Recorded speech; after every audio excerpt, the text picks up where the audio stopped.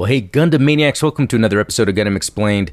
This one's going to be pretty interesting because we're really going to talk about where Sunrise retconned Gundam in order to keep things canon, and I love that. And so we're going to dive deep into that here. I want to give a shout out to Steven at Midnight Hatter, who kind of gave me this idea when we were kind of powwowing the other day, playing some PS3 Gundam games, which I want to start recording soon. But anyway, we were talking about this United Maintenance Plan, and I thought, you know what, this has to be a video. But before we get started, if you haven't, please subscribe, and if you think this is a cool video, give it a like, it helps me out. But also check the links in the description. Not only is there a Discord that's really awesome and ways you can support the channel, but I've linked Steven's channel as well, as he helped me kind of get the idea for this video. All right, so it all starts with a fan favorite, War in the Pocket, 0080. You've probably seen it, and maybe you haven't. And if you haven't, you should. And if you have, check out some of my previous videos where I kind of go through the show episode by episode. Actually, it's good for Christmas with the Santa theme and everything. So Gundam 0080 also began an enduring tradition of retroactive redesigns. Yutaka Izubuchi updated the original Mobile Suit Gundam's dated? Really? It feels like an attack. Mechanical designs and costumes, and since then every new creative team has offered its own take on the classic Gundam props. So at first you kind of take this as, okay, so they take a classic design, redesign it, and you would think, okay, then that doesn't make it canonical, but actually, we'll get into that in a second. So not being penned by Tomino, Gundam 0080 also marked a significant departure from the constant background theme of new types featured in the Universal Century Gundam universe from the original Mobile Suit Gundam until Char's counterattack. The absence of this theme raised this series' appeal towards audiences without special liking of Gundam or Tomino's work, and we continue in many following Gundam stories, narrations about ordinary soldiers and people in these conflicts. So yeah, very interesting. So here we have a Gundam series, not penned by Tomino, who did all the original. He's like the creator alongside, you know, others that have helped. But they've got a different designer this time around to design the suits, but also to write the story. So it's kind of interesting, you know, that's always kind of a scary thing when you're into a certain fandom and they kind of change who's making things. You never know if it's going to stick to stuff, go far out there, and not make any sense. So no pre-existing mobile suit designs appear in the OVA series, with the exception of the MS-M03C High-Gog, MS-18E Camphor, and RGM-79 SPGM Sniper 2, so I guess that's not true. But all appearing mobile suits are offshoot developments of previously seen mobile suits.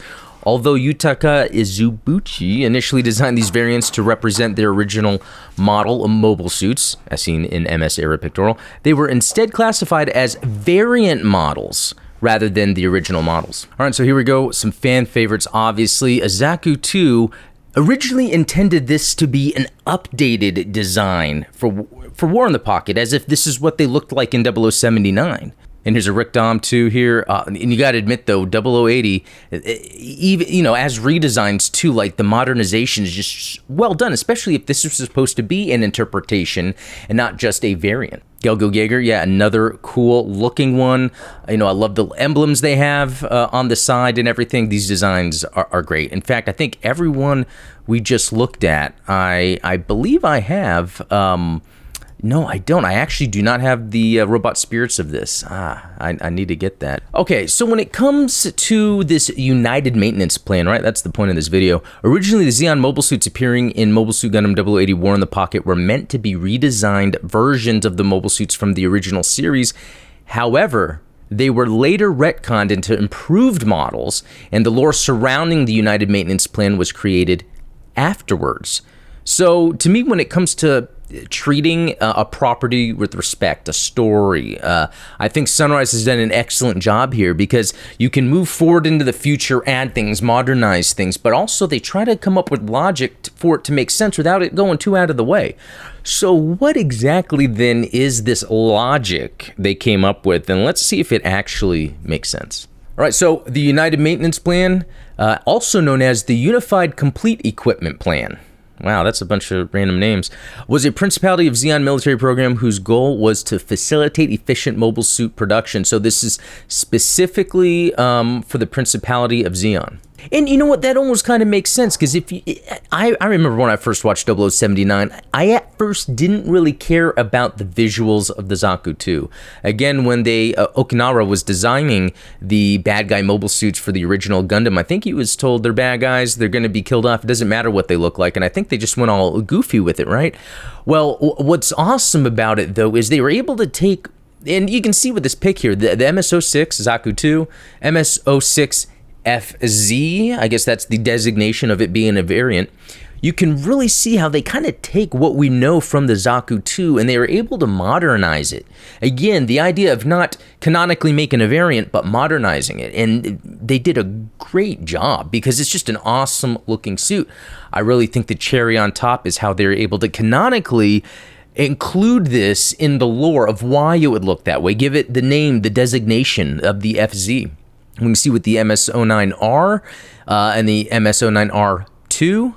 Again, I mean, I even think the original Dom looks great anyway, but again, modernizing it because there's a lot of just smooth curves, sometimes looks a little awkward when it comes to a giant mechanical robot, so you can kind of see like on the forearm where they add little bits, divots, things to kind of give it a mechanical structure to it. Again, this is not to downplay the original creations because those were revolutionary that were done for Gundam, but it's just great how they were then able to eventually adapt it so they can create more Gundam stories with all those original suits we like.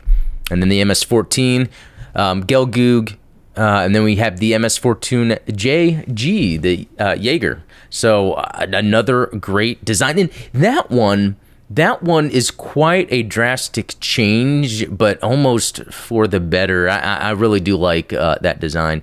Okay, so the United Maintenance Plan was drafted by the Zeon High Command late in the One-Year War to upgrade and improve existing mobile suit designs and to streamline its own manufacturing capabilities. Vast differences in the designs of the mobile weapons developed by Zeon's MS manufacturing companies interfered with MS production goals. The plan stressed ease of production and standardization of parts. Colonel McCuve, who was making great efforts to increase war production and specifically to improve production rates, was the leading proponent of the United Maintenance Plan and was organized under his direction. Meetings with project leaders focused on sharing and standardizing parts between various MS designs like the MS-09 Dom and MS-06 Zaku 2, such as the cockpit, nuclear reactors, and weapons systems.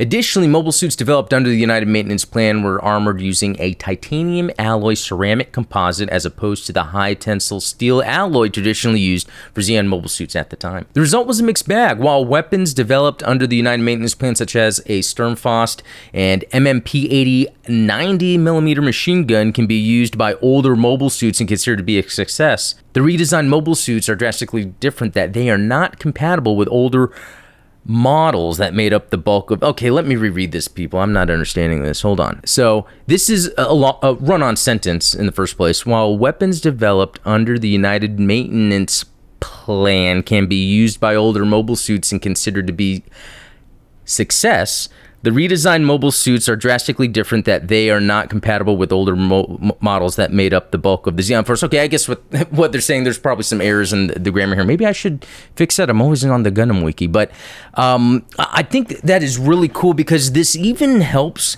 to further reinforce the lore around Zeon remnants.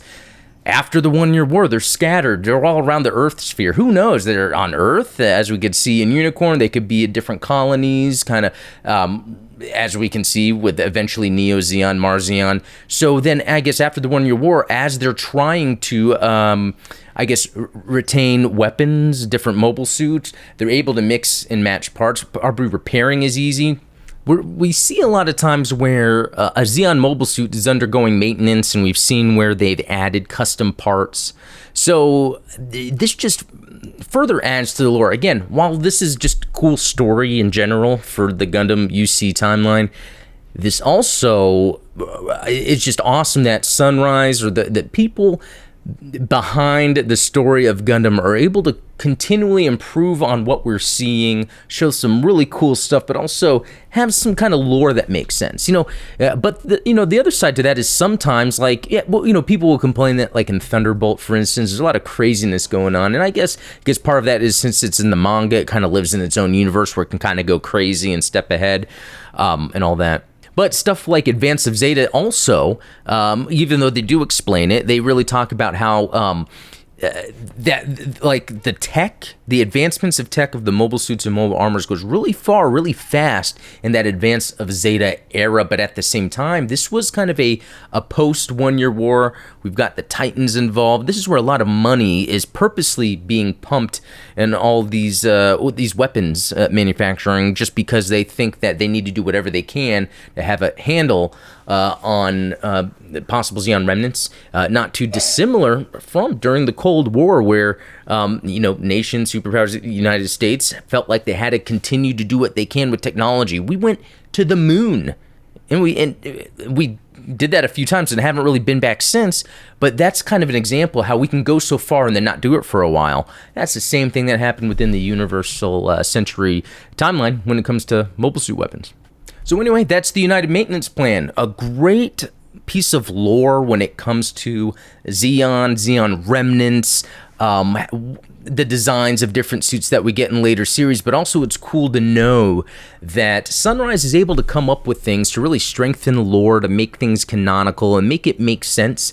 Considering when 0079 was first created, late 70s, there's a lot of that, the older DNA of kind of the super robot artwork that's in there, and they're able to kind of transition out of that, so it's quite well done. But anyway, if you happen to have any more information about the United Maintenance Plan, maybe some other examples, let me know. Let us know in the comments down below. I'd like to talk about it a bit more because, again, I appreciate Steven bringing this up when we were powwowing about some PS3 Gundam, and this just reinforces that lore. So anyway, guys, thanks for watching. We'll talk later.